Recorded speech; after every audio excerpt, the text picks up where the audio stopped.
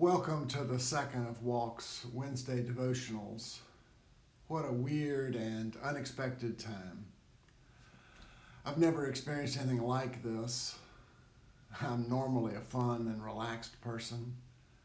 I ask my kids, even my grandkids, well, they're still learning to use words. They're little. But this time seems serious.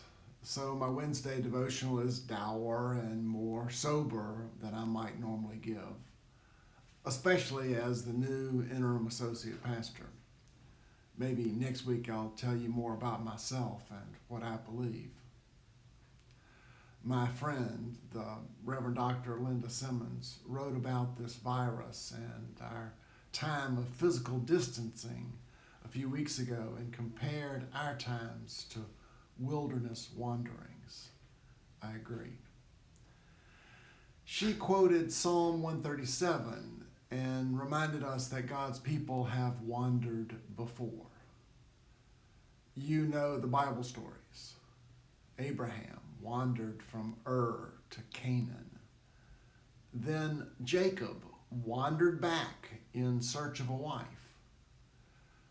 When Jacob was afraid and alone, God appeared in a dream to show him that God was there in the wilderness. There was even a ladder from earth to heaven in that forsaken place. For 40 years, Israel wandered in the wilderness between slavery and freedom. They experienced exile in Babylon, afraid, unsure, overwhelmed. Jesus went to the wilderness to commune with God before his public ministry.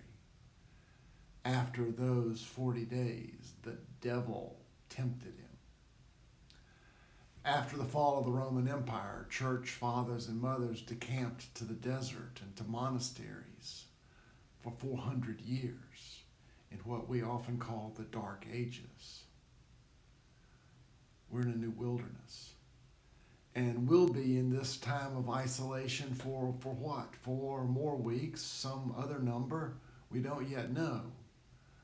But we know that each time in the past, God has been with God's people.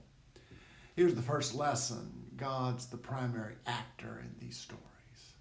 God guides and shapes and teaches his people. The Lord led them through. God does all the work. It's okay if it seems like lost time for us. In the wilderness, we're passive and God acts. God even appears in dreams. My second lesson is to remember that these wilderness times were awful. Even in the Bible, most of the times the people lost everything. Exile was devastating.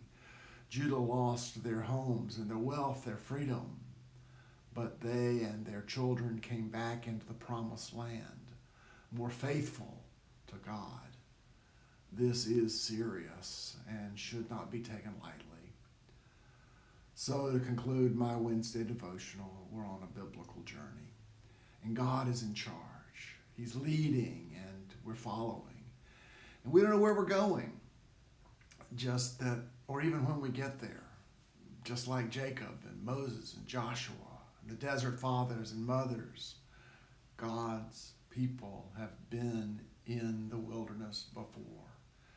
It's frightening, but have faith. God is in control. Trust God. God is in control.